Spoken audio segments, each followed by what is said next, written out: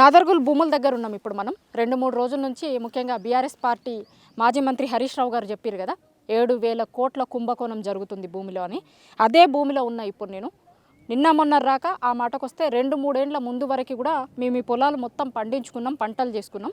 కానీ ఇప్పుడు మాత్రం మమ్మల్ని లోపలికి రానియకుండా ఏవేవో చట్టాలను తీసుకొని వచ్చి మమ్మల్ని వ్యవసాయం చేసుకొని ఇస్తలేరు. మొత్తం బ్లూ షీట్లు పెట్టేసుకున్నారు. 3 ఏళ్ల నుంచి సేమ్ పరిస్థితి ఉంటుంది.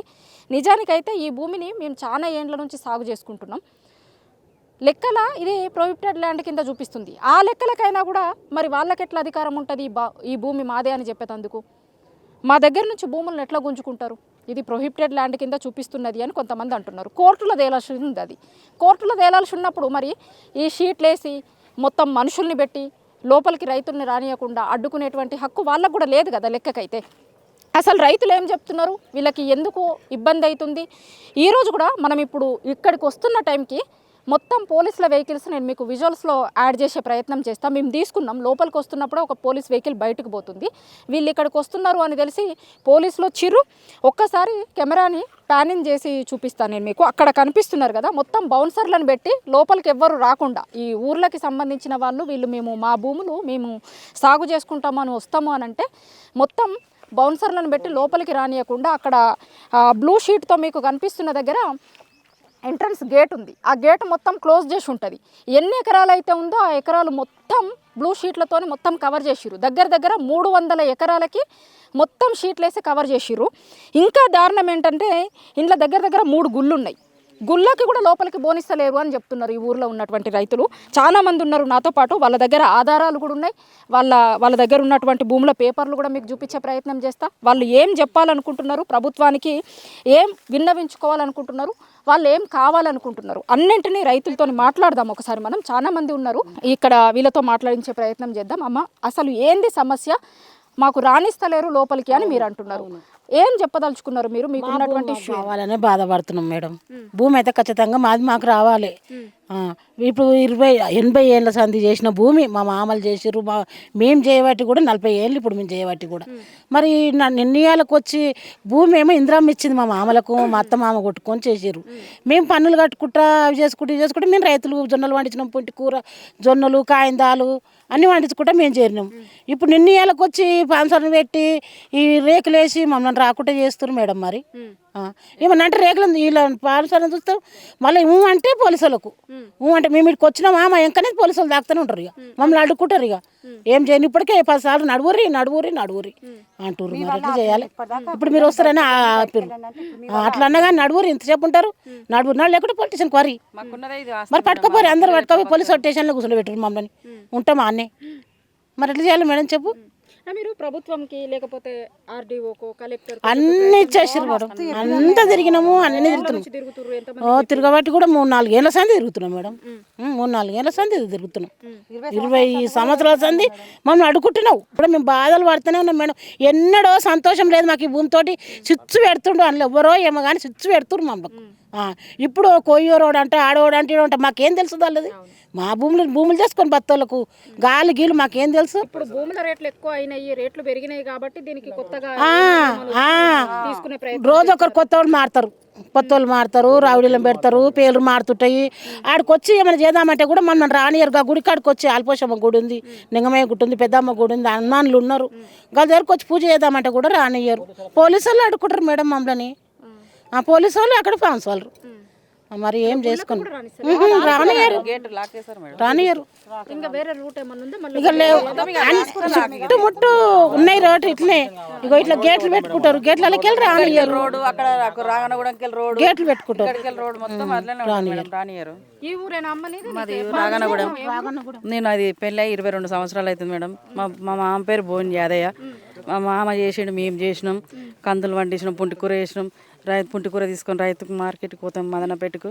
అది చేసుకొని బతాం మేడం. మేము కందులు కానీ ఉలువలు కానీ పండించుకొని చేసుకున్నాం. మా మామలు చేసారు, మేము చేసుకొని చేద్దామంటే ఇక ఇట్లా ఉంది మేడం. మరి ఎట్లా చేసుకోవాలి? మేము మాకున్నదే ఆస్తి ఇది మేడం. మాకేది లేదు. మాకు న్యాయం జరగాలి మేడం. మరి మీరు ఆపుతున్నారు, మా భూములకి మేము పోతాము అంటే ఏం చెప్తున్నారు? అక్కడ తెలుసుకోవాలి మరి మీరు. ఇక కొంచెం ఇదో అదో ఇస్తామని ఏదన్నా కొద్దిగా పెట్టి మమ్మల్ని మా మామలకు ఇచ్చారు. మేము చేసుకుని బతుకుదామన్న వరకు మాకు మొత్తం లాక్ వేసేసారు. ఎవ్వరు రానియరు మేడం మమ్మల్ని. ఏ దానికైనా ఓనికైనా ఛాన్స్ లేదు మాకు. మరి ఇక న్యాయం చేయాలి సార్. ఇమీడియట్గా ఫస్ట్ పోలీసులు వస్తారు మేడం వీడికి పిలిస్తే, మాకన్నా ముందు పోలీసులు వస్తారు. మా దగ్గర ఉండే డాక్యుమెంట్ ఒకసారి చూపిస్తారా మీరు? దీంట్లో మా పెద్దలు 94లో ఉంది మేడం. చిన్న పన్ను కట్టినాము, పన్ను పేపర్లు ఉన్నాయి. ఈ బౌన్సర్లను పెట్టి మేము దున్నుతున్నాము, ఇన్నిటైనా మేము దున్నుతున్నాము. దున్నుతుంటే ఇప్పుడు మేము ఉంటాం మేడం, మా లేడీస్ తొలిచిపోయినాక ఏం చేస్తారు, వాళ్ళ ఫోటోలు దింపుతారు. మామూలుగా పర్సనల్ ఇటు వాష్రూమ్ పోనికా దేని కొనికైనా కానీ ఫోటోలు దింపుతారు. మాకు భయం అవుతుంది మేడం. మొత్తం చుట్టుముట్టి పొద్దుగల 1 అవర్ నిలబడం మేడం. నిలబడి గేట్ తీయమని తీసుకెళ్ళాను మేడం. లోపల ఆల్రెడీ మా వాళ్ళు అందరూ మేమైతే 50 మంది బయట ఉన్నాం. తీయమని తీసుకెళ్ళాం. మా ఓనర్ రావాలి, మాకు పర్మిషన్ ఇవ్వాలి, మేము గేట్ తీయాలని వాళ్ళు అంటారు. ఎవరు ఓనర్ ఎవరని చెప్తారు? తిరుపతి సుధాకర్ అంటారు madam. Kohinoor brothers group, Kohinoor group వాళ్ళు చెప్తేనే వీళ్ళు గేట్ తీస్తారంట.